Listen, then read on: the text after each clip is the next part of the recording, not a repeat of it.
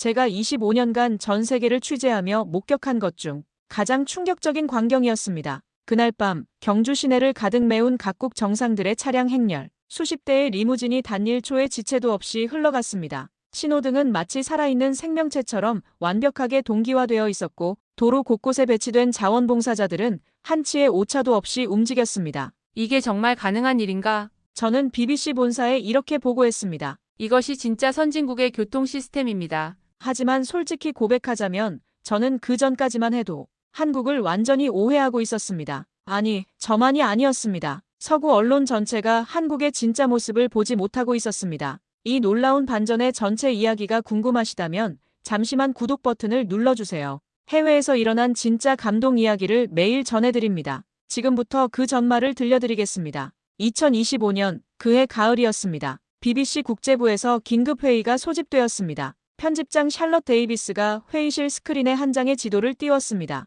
한국, 경주라는 작은 도시가 빨간 점으로 표시되어 있었습니다. 여러분, 한국이 APEC 정상회의를 경주에서 개최한다고 합니다. 회의실이 웅성거렸습니다. 저 역시 고개를 가웃거렸습니다. 경주라니요? 서울도 아니고 인구 25만의 소도시에서 세계 정상들을 모은다는 겁니까? 샬럿이 다음 슬라이드를 넘겼습니다. 예상 참가 인원이 표시되었습니다. 각국 정상 21명, 수행원 5,000명, 국제 언론 3,000명, 경호 인력 8,000명, 총 2만 명 이상이 이 작은 도시로 몰려듭니다. 여러분이 생각하는 그림이 보이십니까? 샬럿의 질문에 옆자리의 올리버가 작게 웃었습니다. 교통대란이겠죠. 맞습니다. 우리 모두가 그렇게 생각했습니다. 저는 25년간 국제뉴스를 취재하며 수많은 국제 행사를 지켜봤습니다. 베이징 올림픽의 교통통제, 도쿄 G7의 혼잡함, 파리 기후회의의 시위와 차량 정체, 제임스, 자네가 가게, 현장의 문제점들을 낱낱이 보도하게 샬럿이 저를 지목했습니다.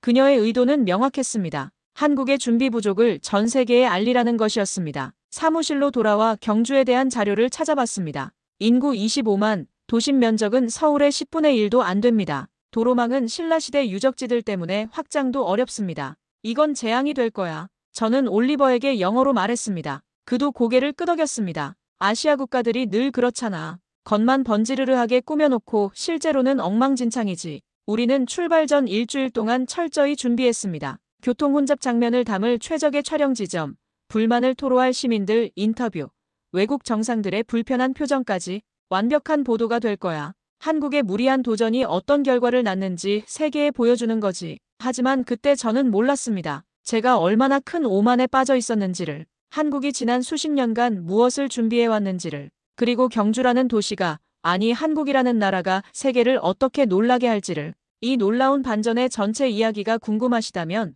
잠시만 구독 버튼을 눌러주세요. 해외에서 일어난 진짜 감동 이야기를 매일 전해드립니다. 출발 전날 밤, 저는 노트북 화면을 보며 씁쓸하게 웃었습니다. 이미 작성해둔 보도 초안의 제목이 눈에 들어왔습니다. 경주 APEC, 예고된 교통재앙. 얼마나 오만했던 걸까요? 이틀 뒤, 저는 그 제목을 완전히 다시 써야 했습니다. 아니, 다시 쓴 정도가 아니었습니다. 제 인생 25년 커리어를 통틀어 가장 충격적인 반전을 목격하게 되었으니까요.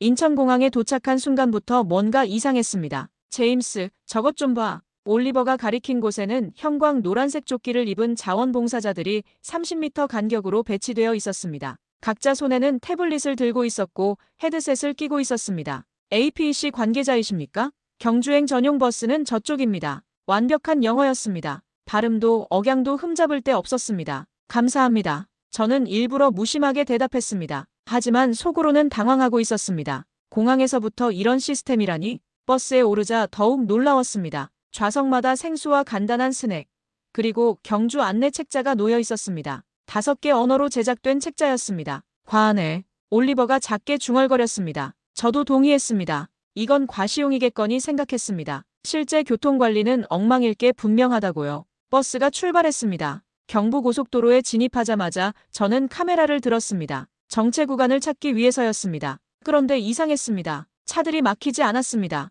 고속도로 전광판에는 계속해서 메시지가 떴습니다. APEC 차량 우선 통행 구간, 일반 차량은 우측 2차로 이용 부탁드립니다. 그리고 놀랍게도 한국 운전자들은 정말로 그렇게 했습니다. 좌측 차로는 비워두고 우측으로만 달렸습니다. 제임스, 이거 좀 이상하지 않아? 올리버도 느낀 것입니다. 런던에서라면 상상도 못할 광경이었습니다. 비워진 차로를 보면 누군가는 반드시 끼어들기 마련인데 여기서는 아무도 그러지 않았습니다. 시민의식이 좋은 건가? 아니면 단속이 살벌한가? 우리는 농담처럼 영어로 주고받았습니다. 하지만 둘 다 내심 흔들리고 있었습니다. 2시간 후 경주에 도착했습니다. 도시 입구부터 달랐습니다. 임시 교통 표지판들이 500m마다 설치되어 있었고 각 지점마다 교통관리 요원들이 배치되어 있었습니다. 숙소인 호텔에 체크인하고 나서 저는 곧바로 시내 탐방에 나섰습니다. 문제점을 찾아야 했으니까요. 예상 교통정체구역은 어디일까? 지도를 펼쳐봤습니다. 불국사 방향, 첨성대 주변, 그리고 컨벤션 센터까지 이어지는 메인 도로. 이 세 곳이 핵심이었습니다. 저녁 7시, 저는 첨성대 근처 교차로에 자리를 잡았습니다. 퇴근 시간이었습니다. 분명 차들이 막힐 것입니다. 그런데 막히지 않았습니다. 신호등 타이밍이 절묘했습니다. 차량이 몰리기 시작하면 신호가 길어졌고 한산해지면 짧아졌습니다. 실시간으로 조절되고 있었습니다. 이건 뭔가 시스템이 있어. 저는 올리버에게 영어로 말했습니다. 그가 고개를 끄덕였습니다. AI 신호 체계인가? 설마 경주 같은 작은 도시가? 우리는 믿고 싶지 않았습니다. 아니, 믿으면 안 됐습니다. 우리의 기사 방향이 완전히 틀어질 테니까요. 밤 10시 호텔로 돌아왔습니다. 노트북을 열고 런던 본사에 이메일을 보냈습니다. 샬럿, 상황이 예상과 조금 다릅니다. 교통체계가 생각보다 잘 작동하고 있습니다. 10분 후 답장이 왔습니다. 제임스, 자네가 속고 있는 거야. 겉만 그럴싸하게 꾸며놓은 거라고. 진짜 문제는 정상들이 도착하는 내일부터 시작될 거야. 그때를 기다리게. 반드시 문제점을 찾아내야 해. 저는 화면을 바라봤습니다. 샬럿의 말이 맞을까요? 이건 정말 거품일까요? 하지만 오늘 하루 동안 제가 본 것들은 거품이라고 하기엔 너무나 정교했습니다. 내일이면 알게 되겠죠. 각국 정상들이 도착하는 순간 이 완벽해 보이는 시스템이 과연 버틸 수 있을지 저는 그렇게 믿고 싶었습니다. 무너지기를 바랐습니다. 얼마나 오만한 생각이었는지 저는 아직 몰랐습니다. 다음 날 새벽 5시 저는 호텔 밖으로 나왔습니다. 오늘이 데이였습니다. 각국 정상들이 속속 경주로 입성하는 날이었습니다. 미국 대통령, 중국 주석, 일본 총리, 러시아 대통령까지 세계에서 가장 삼엄한 경호를 받는 인물들이 한꺼번에 이 작은 도시로 들어옵니다. 오늘이 진짜야. 올리버가 카메라를 점검하며 영어로 말했습니다. 저도 고개를 끄덕였습니다. 2만 명이 한꺼번에 움직이면 아무리 준비해도 막힐 수밖에 없어. 우리는 컨벤션 센터 인근 주요 교차로로 이동했습니다. 이미 여러 나라 취재진들이 자리를 잡고 있었습니다. 독일 슈피겔지의 한스가 우리를 발견하고 다가왔습니다.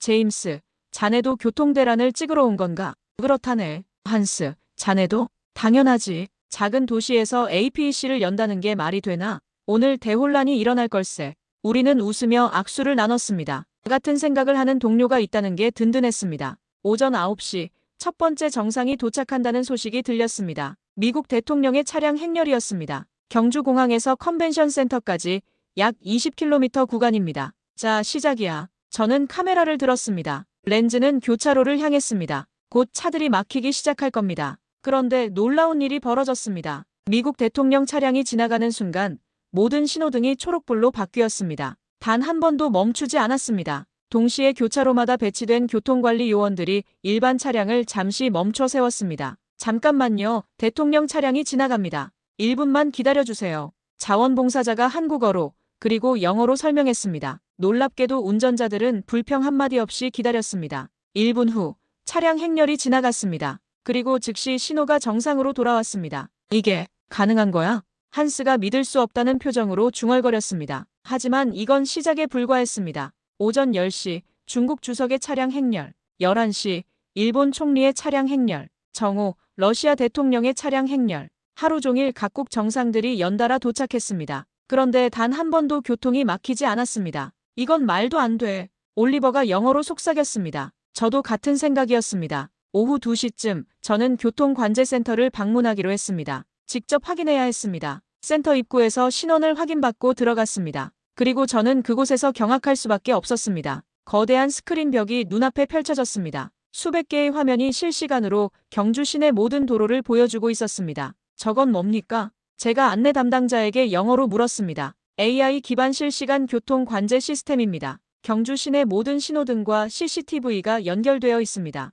중앙에는 김 국장이라는 이름표를 단 중년 남성이 서 있었습니다. 그의 앞에는 6개의 모니터가 있었고 수십 명의 관제 요원들이 헤드셋을 끼고 상황을 모니터링하고 있었습니다. 어구역, 미국 대통령 차량 3분 후 진입 예정. 신호동기화 시작. B구역, 일반 차량 우회 유도 시작. C구역, 예비 경로 활성화 대기. 마치 군대의 작전 지휘소 같았습니다. 이 시스템을 언제부터 준비하신 겁니까? 제가 물었습니다. 김 국장이 잠시 저를 바라보더니 조용히 대답했습니다. 10년입니다. 10년이요? 네. 2015년부터 준비했습니다. 경주에서 국제 행사를 유치한다면 반드시 필요할 시스템이라고 판단했죠. 저는 할 말을 잃었습니다. 10년 전부터요? 그때는 APEC 개최가 확정되지도 않았을 때입니다. 그럼 혹시 실패할 경우는 생각 안 하셨습니까? 실패는 생각하지 않았습니다. 성공만 준비했습니다. 김 국장의 눈빛이 단호했습니다. 저는 센터를 나오며 올리버에게 영어로 말했습니다. 이건 우리가 생각했던 것과 완전히 달라. 제임스, 그럼 우리 기사는 어떻게 하지? 저도 몰랐습니다. 비판 기사를 쓰려고 왔는데 비판할 게 없었습니다. 아니, 없는 정도가 아니었습니다. 감탄할 것만 가득했습니다. 하지만 그날 저녁 제 노트북에 한 통의 이메일이 도착했습니다. 발신자는 중국 관영 언론의 기자였습니다. 제임스, 우리와 함께 한국의 문제점을 부각시킵시다. 이미 준비된 자료가 있습니다. 저는 그 이메일을 보는 순간 등골이 오싹해졌습니다. 뭔가 잘못되고 있었습니다. 그날 밤 저는 잠을 이룰 수 없었습니다. 중국 언론의 이메일이 머릿속을 떠나지 않았습니다.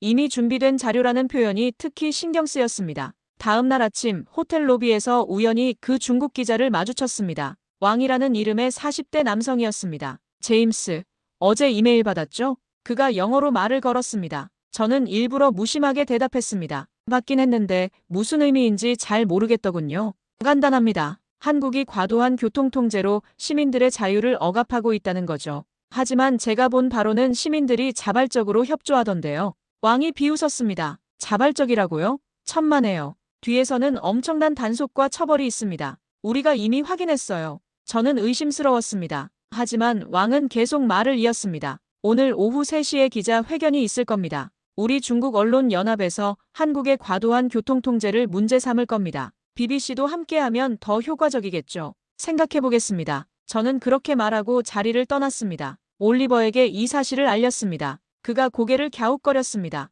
제임스, 뭔가 이상하지 않아? 왜 중국이 이렇게 적극적으로 나서는 거지? 나도 그게 궁금해. 우리는 직접 확인하기로 했습니다. 경주 시내로 나가 일반 시민들을 인터뷰하기로 한 겁니다. 첫 번째로 만난 사람은 식당을 운영하는 50대 남성이었습니다. APEC 때문에 불편하신 점은 없으세요? 제가 통역사를 통해 물었습니다. 불편요? 오히려 좋은데요. 손님도 많이 오고 우리 경주가 세계에 알려지잖아요. 교통통제는요? 차량 운행에 제한이 많지 않나요? 아, 그거요? 미리 다 공지가 나왔어요. 핸드폰 앱으로도 확인할 수 있고요. 불편하긴 한데 며칠만 참으면 되잖아요. 두 번째는 택시 기사였습니다. 솔직히 말씀해 주세요. 정부가 강제로 협조하라고 압박하지 않나요? 강제요? 아니에요. 우리가 자랑스러워서 하는 거죠. 외국 손님들한테 우리나라 좋은 모습 보여주고 싶잖아요. 세 번째, 네 번째 인터뷰도 비슷했습니다. 강제나 처벌이 아니었습니다. 자발적인 협조였습니다. 제임스,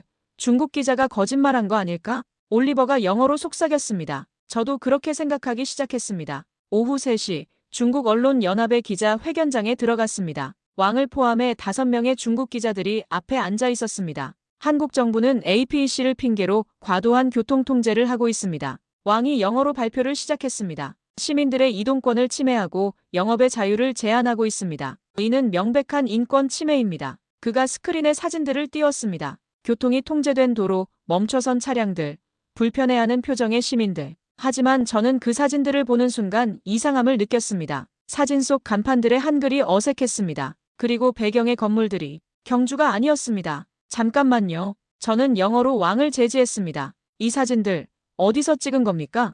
당연히 경주에서 찍었죠. 거짓말 마세요. 저 건물은 경주에 없습니다. 그리고 저 간판의 한글 맞춤법도 틀렸어요. 회견장이 술렁거렸습니다. 다른 외국 기자들도 사진을 자세히 들여다보기 시작했습니다. 왕의 얼굴이 굳었습니다. 이건 예시 사진입니다. 상황을 설명하기 위한. 예시요?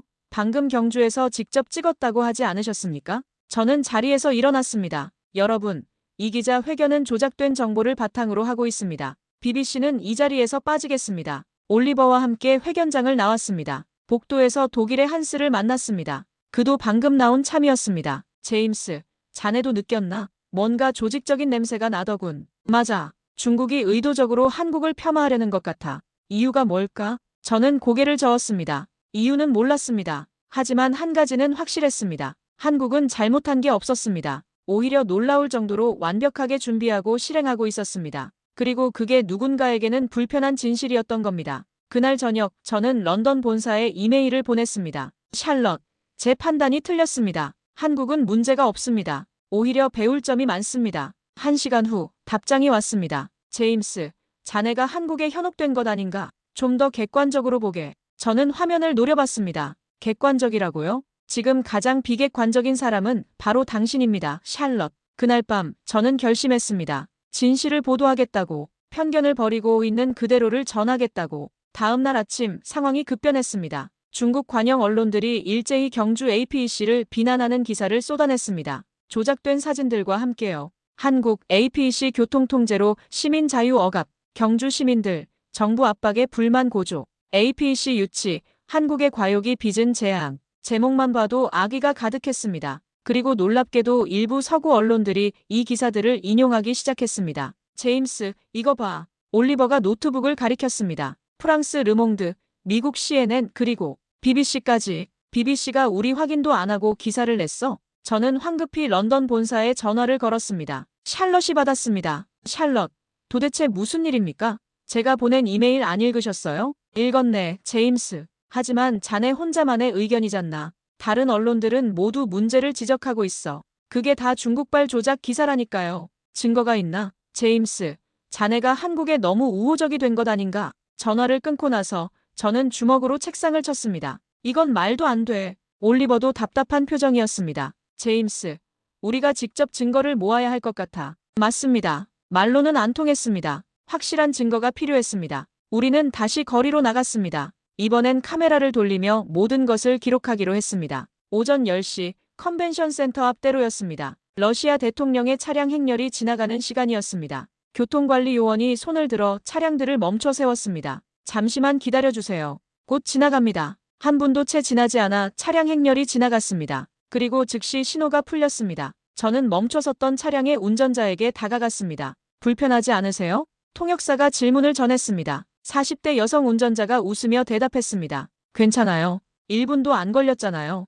우리나라가 이런 큰 행사 잘 치러내는 게 자랑스럽죠. 올리버가 그 장면을 모두 촬영했습니다. 두 번째 인터뷰, 세 번째 인터뷰도 마찬가지였습니다. 불만을 토로하는 사람이 단 한 명도 없었습니다. 이상해, 제임스. 정말 한 명도 불만이 없어. 그러니까 중국이 거짓말한 거지. 오후 2시쯤 우리는 예상치 못한 장면을 목격했습니다. 한 자원봉사자가 휠체어를 탄 노인을 밀어드리고 있었습니다. 노인은 컨벤션 센터 근처 병원에 가야 하는데 교통통제 때문에 택시를 탈 수 없는 상황이었습니다. 할아버지, 제가 모셔다 드릴게요. 자원봉사자는 본인의 업무 시간을 쪼개서 직접 할아버지를 병원까지 데려다 주었습니다. 올리버가 그 장면을 전부 찍었습니다. 제임스, 이건 진짜 감동인데. 저도 느꼈습니다. 이건 단순히 시스템이 좋은 게 아니었습니다. 사람들의 마음이 달랐습니다. 오후 4시 독일의 한스가 다급하게 전화를 걸어왔습니다. 제임스, 지금 당장 프레스센터로 와. 중국 기자들이 또 뭔가 하려고 해. 프레스센터에 도착하니 왕과 다른 중국 기자들이 모여 있었습니다. 그들은 서구 언론인들을 설득하고 있었습니다. 여러분, 한국의 교통 시스템은 표면적일 뿐입니다. 실제로는 시민들이 큰 피해를 보고 있어요. 증거가 있습니까? 한스가 영어로 물었습니다. 왕이 새로운 자료를 꺼냈습니다. 이번에는 동영상이었습니다. 교통이 막힌 도로, 항의하는 시민들의 모습. 하지만 저는 그 영상을 보자마자 알아챘습니다. 그 영상, 경주가 아니잖아요. 무슨 소리예요? 배경을 보세요. 저기 보이는 산의 형태가 경주와 다릅니다. 그리고 날씨도 다르고요. 오늘 경주는 맑은데 저 영상은 흐리잖아요. 다른 기자들도 자세히 들여다보기 시작했습니다. 제임스 말이 맞는 것 같은데요. 프랑스 기자가 말했습니다. 왕의 얼굴이 붉어졌습니다. 이건 참고 자료일 뿐입니다. 또 참고 자료라고요? 당신들은 대체 왜 이렇게 한국을 깎아내리려고 하는 겁니까? 저는 영어로 따졌습니다. 왕이 입술을 깨물었습니다. 그리고 갑자기 공격적으로 변했습니다. BBC는 한국 편을 드는 겁니까? 객관성을 잃은 거 아닙니까? 객관성이요? 조작된 자료로 거짓 보도하는 게 객관적인 겁니까? 우리는 서로 언성을 높였습니다. 프레스센터가 술렁거렸습니다. 결국 저는 자리를 박차고 나왔습니다. 복도에서 올리버가 말했습니다. 제임스, 이제 우리 완전히 찍혔어. 중국이 우리를 적으로 여길 거야. 상관없어. 진실이 더 중요해. 하지만 속으로는 불안했습니다. BBC 본사도 저를 의심하고 중국 언론은 저를 적대시하고 이대로 가다간 저 혼자 고립될 것 같았습니다. 그날 밤 호텔방에서 저는 깊은 고민에 빠졌습니다. 계속 진실을 말할 것인가? 아니면 다수의 의견에 따를 것인가? 25년 기자 생활에서 가장 힘든 선택의 순간이었습니다. 다음 날 새벽, 저는 뜻밖의 소식으로 잠에서 깼습니다. 올리버가 다급하게 방문을 두드렸습니다. 제임스, 큰일 났어. 사고가 났어. 사고? 응. 컨벤션 센터 가는 길에 차량 추돌 사고야. 지금 난리 났어. 저는 황급히 옷을 입고 밖으로 나갔습니다. 드디어 터졌구나. 솔직히 말하면 제 마음 한구석에는 그런 생각도 있었습니다. 아무리 완벽해 보여도 사고는 일어날 수밖에 없다고요. 하지만 현장에 도착했을 때 저는 또다시 놀랄 수밖에 없었습니다. 사고는 이미 정리되고 있었습니다. 추돌 사고였습니다. 경미한 접촉 사고였지만 APEC 차량 동선에서 발생했기에 민감한 상황이었습니다. 제가 현장에 도착한 시각은 오전 6시 23분이었습니다. 구급차, 견인차, 경찰차, 교통관리 차량이 이미 도착해 있었습니다. 사고가 언제 났습니까? 제가 현장 경찰에게 영어로 물었습니다. 6시 18분입니다. 5분. 단 5분 만에 모든 대응팀이 도착한 겁니다. 더 놀라운 건 그 다음이었습니다. 사고 차량을 치우는 동안 교통관리 요원들은 이미 우회 도로를 개설하고 있었습니다. 임시 표지판을 세우고 차량들을 유도하고 있었습니다. 우회로는 얼마나 걸립니까? 2분 후면 완전히 복구됩니다. 정확히 2분 후 사고 차량이 치워졌습니다. 그리고 도로는 다시 정상으로 돌아왔습니다. 사고 발생부터 완전 복구까지 7분. 올리버가 스톱워치를 보며 믿을 수 없다는 표정을 지었습니다. 제임스, 이거 정상이야? 7분이면 런던에서는 최소 30분은 걸리는데. 저도 할 말이 없었습니다. 현장을 정리하던 김 국장이 저를 보고 다가왔습니다. BBC 기자분이시죠? 걱정하셨겠습니다. 어떻게 이렇게 빨리 대응하셨습니까? 김 국장이 잠시 저를 바라보더니 조용히 설명했습니다. 저희는 경주 시내 전 구간에 대해 3분 이내 도착 가능한 대응팀을 배치해뒀습니다. 500m마다 긴급 차량이 대기하고 있고 모든 우회로는 사전에 시뮬레이션 되어 있습니다. 3분이요? 네. 어떤 지점에서 사고가 나든 3분 안에 도착할 수 있도록 설계했습니다. 저는 그 순간 깨달았습니다. 이건 운이 아니었습니다. 완벽한 시스템이었습니다. 호텔로 돌아오는 길에 저는 곰곰이 생각했습니다. 중국 언론이 그토록 한국을 깎아내리려 한 이유가 뭘까? BBC 본사가 제 보고를 무시하는 이유가 뭘까?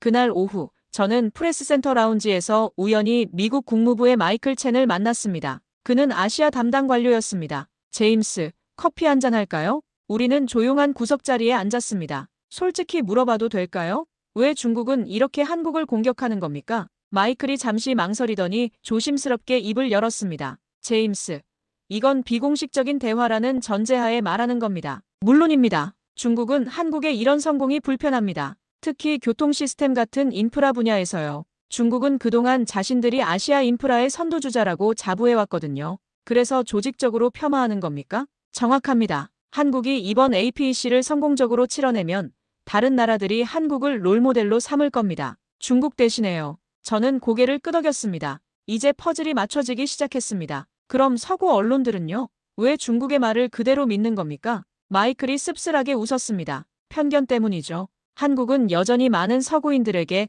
아시아의 작은 나라일 뿐입니다. 중국이나 일본에 가려진 나라. 그러니 중국이 뭔가 문제를 제기하면 쉽게 믿어버리는 거죠. 저는 커피잔을 내려놓았습니다. 부끄러웠습니다. 저 역시 그런 편견을 갖고 있었으니까요. 경주에 오기 전 저는 이미 결론을 내리고 왔습니다. 한국은 실패할 것이다라고. 마이클, 솔직히 말해서 저도 그랬습니다. 한국을 얕잡아 봤어요. 알아요. 하지만 제임스, 당신은 직접 보고 깨달았잖아요. 그게 중요한 겁니다. 호텔방으로 돌아와서 저는 노트북을 열었습니다. 그동안 촬영한 영상들을 다시 봤습니다. 완벽하게 동기화된 신호등, 질서정연하게 움직이는 차량들, 웃으며 협조하는 시민들, 휠체어 노인을 돕는 자원봉사자, 5분 만에 처리된 교통사고. 이 모든 것들이 거짓일 리 없었습니다. 제가 직접 눈으로 본 것들이었으니까요. 그날 밤 저는 다시 런던 본사에 이메일을 보냈습니다. 샬럿, 저는 진실을 보도할 겁니다. BBC가 동의하든 안 하든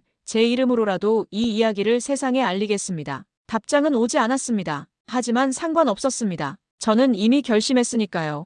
진실을 말하는 것. 그것이 기자의 본분이니까요. 다음 날 아침 예상치 못한 연락이 왔습니다. 독일의 한스였습니다. 제임스, 지금 당장 만나야겠어. 중요한 걸 발견했어. 1시간 후, 우리는 호텔 근처 조용한 카페에서 만났습니다. 한스는 노트북을 열더니 화면을 제게 보여줬습니다. 이걸 봐. 중국 언론들이 올린 기사들의 업로드 시간이야. 화면에는 여러 중국 매체의 기사들이 나열되어 있었습니다. 뭐가 이상한데? 시간을 봐. 이 기사들 전부 APEC 시작 전에 이미 작성되어 있었어. 저는 화면을 자세히 들여다봤습니다. 이건 메타데이터를 추출한 건가? 맞아. 파일 생성 시간을 보니까 이 기사들은 이미 일주일 전에 작성됐어. 심지어 일부는 2주일 전이야. 제 등골이 오싹해졌습니다. 그럼 이게 무슨 의미냐면 계획된 거지. 중국은 처음부터 한국을 깎아내릴 계획이었어. 실제 상황이 어떻든 상관없이 한스가 다른 파일을 열었습니다. 중국 내부 문서처럼 보였습니다.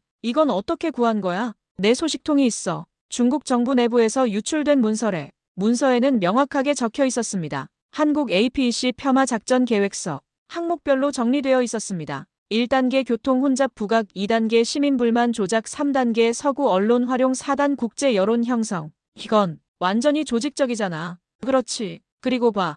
여기 예산까지 책정되어 있어. 200만 달러야. 저는 숨이 막혔습니다. 한스, 이걸 왜 나한테 보여주는 거야? 한스가 진지한 눈빛으로 저를 바라봤습니다. 자네가 BBC잖아. 자네가 이 진실을 보도하면 파급력이 클 거야. 나는 슈피겔이지만 BBC만큼의 영향력은 없어. 하지만 내 본사는 알아. 자네 본사가 자네를 믿지 않는다는 거. 하지만 제임스, 이건 기자로서의 양심 문제야. 저는 노트북 화면을 다시 봤습니다. 증거는 명확했습니다. 중국의 조직적 폄하 작전, 그리고 그것에 노란한 서구 언론들, 저를 포함해서요. 한스, 이 자료 내가 써도 돼. 그러라고 준 거야. 카페를 나오며 저는 결심했습니다. 이제는 더 이상 침묵할 수 없었습니다. 오후 2시, 저는 경주 시내를 다시 돌아다녔습니다. 이번에는 단순히 취재가 아니었습니다. 감사의 마음으로 보고 싶었습니다. 첨성대 근처에서 교통정리를 하던 자원봉사자 아주머니를 만났습니다. 힘드시죠? 통역사를 통해 물었습니다.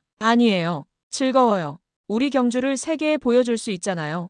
혹시 얼마나 오래 서 계신 거예요? 오전 6시부터 오후 6시까지요. 점심시간 1시간 빼고는 계속 서 있어요.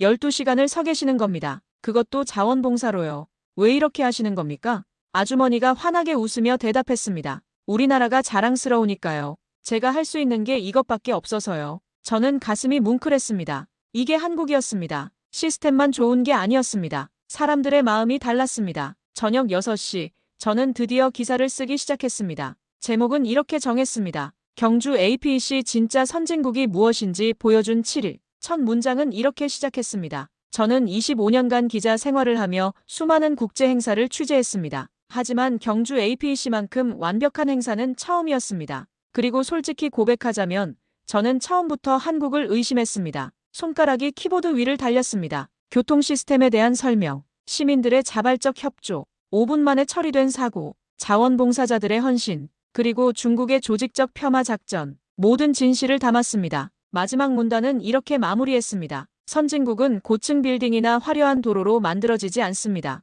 완벽한 시스템과 그것을 운영하는 시민들의 의식으로 만들어집니다. 경주는 그것을 증명했습니다. 그리고 저는 제 편견을 부끄럽게 생각합니다. 밤 11시 기사를 완성했습니다. 올리버가 촬영한 영상들도 모두 첨부했습니다. 한스가 준 중국 내부 문서도 함께 올렸습니다. 그리고 런던 본사가 아닌 BBC 온라인 플랫폼에 직접 업로드했습니다. 제 개인 계정으로요. 제임스, 이거 본사 허락받았어? 올리버가 걱정스럽게 물었습니다. 아니, 하지만 상관없어. 잘리면 잘리는 거지. 업로드 버튼을 눌렀습니다. 그 순간 저는 25년 기자 생활에서 가장 떳떳했습니다. 다음 날 아침 제 기사는 30만 뷰를 돌파했습니다. 댓글들이 폭주했습니다. 드디어 진실을 말하는 기자가 나타났네. 한국에 대한 편견이 얼마나 심한지 깨달았어. 중국의 조작이 이 정도였다니 충격이야. 그리고 오전 10시 런던 본사에서 전화가 왔습니다. 샬럿이었습니다. 제임스, 자네가 옳았네. 제 기사가 나간 후 상황은 급격히 변했습니다.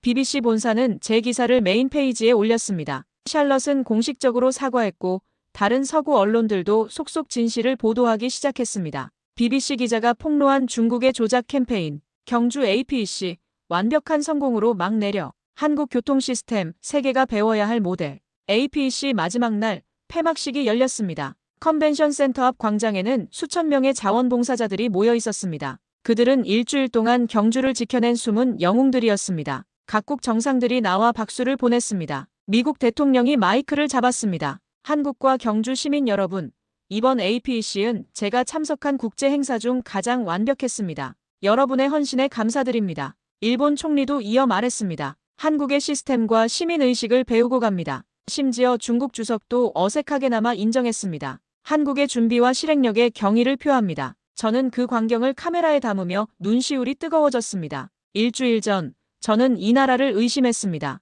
실패를 예상했습니다. 비판 기사를 준비했습니다. 얼마나 오만했던 걸까요? 폐막식이 끝난 후, 저는 김 국장을 찾아갔습니다. 국장님, 인터뷰 좀 할 수 있을까요? 김 국장이 피곤한 얼굴로 웃었습니다. 일주일 동안 거의 잠을 못 잤을 겁니다. 물론입니다. 솔직히 여쭤봐도 될까요? 처음 APEC 유치가 결정됐을 때 두렵지 않으셨습니까? 김 국장이 잠시 생각하더니 대답했습니다. 두려웠습니다. 하지만 우리에겐 준비할 시간이 있었습니다. 그리고 무엇보다 우리 국민들을 믿었습니다. 국민들을요? 네. 시스템은 우리가 만들 수 있습니다. 하지만 그 시스템을 움직이는 건 결국 사람입니다. 저는 우리 국민들이 해낼 거라고 믿었습니다. 그리고 그들은 정말로 해냈습니다. 김 국장의 눈에 눈물이 맺혔습니다. 이번 일주일, 제 인생에서 가장 자랑스러운 시간이었습니다. 저도 눈물이 났습니다. 다음 날 경주를 떠나기 전 저는 마지막으로 시내를 걸었습니다. 첨성대 근처에서 그 자원봉사자 아주머니를 다시 만났습니다. 아주머니 기억하세요? 어제 인터뷰했던 영국 기자입니다. 아주머니가 반갑게 웃었습니다. 아, 그러셨구나. 수고 많으셨어요. 제가요? 아주머니가 더 수고하셨죠. 12시간씩 서 계셨잖아요. 에이, 뭘. 우리나라 위해서 이 정도야. 저는 주머니에서 준비한 작은 선물을 꺼냈습니다. BBC 로고가 새겨진 펜이었습니다. 이거 받아주세요. 감사의 표시입니다. 아주머니가 깜짝 놀라며 손사래를 쳤습니다. 아니에요. 이런 거 받을 수 없어요. 제발 받아주세요. 아주머니 같은 분들 덕분에 저는 진짜 선진국이 뭔지 배웠습니다. 아주머니의 눈에도 눈물이 고였습니다. 감사합니다. 우리나라를 좋게 봐주셔서. 공항으로 가는 차 안에서 올리버가 말했습니다. 제임스, 이번 취재, 우리 인생에서 잊지 못할 것 같아. 나도 그래. 올리버, 우리 정말 많이 배웠어. 뭘 배웠는데? 편견이 얼마나 위험한지, 그리고 진실을 보는 게 얼마나 중요한지. 비행기에 오르며 저는 경주를 내려다봤습니다. 작은 도시였습니다. 하지만 이 도시는 세계에 큰 교훈을 남겼습니다. 선진국은 화려한 건물이나 넓은 도로로 만들어지지 않습니다. 완벽한 시스템과 그것을 운영하는 사람들의 마음으로 만들어집니다. 한국은 그것을 증명했습니다. 런던에 돌아온 후 저는 BBC 특집 프로그램을 제작했습니다. 경주에서 배운다 진짜 선진국의 조건. 방송은 큰 반향을 일으켰습니다. 영국 정부는 한국의 교통 시스템을 벤치마킹하기로 결정했습니다. 다른 유럽 국가들도 한국의 시스템 자문을 요청했습니다. 그리고 가장 의미 있었던 건 중국이 공식적으로 사과한 일이었습니다. 일부 언론의 부적절한 보도에 대해 유감을 표합니다. 물론 진심 어린 사과는 아니었겠죠. 하지만 중요한 건 진실이 승리했다는 것입니다. 지금 이 순간 이 이야기를 여러분께 들려드리는 이유는 간단합니다. 편견을 버리세요. 직접 보고 직접 판단하세요. 그리고 진실을 말할 용기를 가지세요. 저는 25년 기자 생활에서 가장 큰 교훈을 경주에서 배웠습니다. 진짜 선진국은 시스템이 아니라 사람이 만든다는 것, 그리고 그 사람들의 마음이 모여 기적을 만든다는 것. 여러분은 어떻게 생각하시나요? 오늘도 세계 곳곳에서는 편견과 진실이 싸우고 있습니다. 우리는 어느 편에 서야 할까요? 이 이야기가 도움이 되셨다면 구독과 좋아요 부탁드립니다. 그리고 댓글로 여러분의 생각을 나눠주세요. 진실은 함께 나눌 때 더 강해지니까요. 감사합니다.